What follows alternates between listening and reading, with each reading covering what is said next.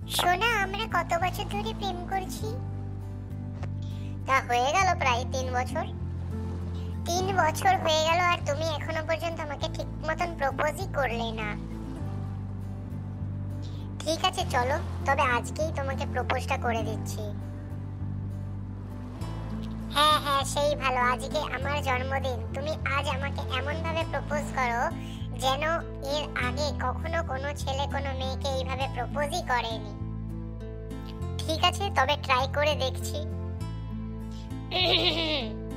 তবে এবার শুরু করি। হ্যাঁ অবশ্যই। হারামজাদি কুত্তি কলঙ্কিনী শয়তানের শয়তান, I love you so much. আমাকে বিয়ে করে আমার জীবন ধ্বংস করে দে ডাইনি।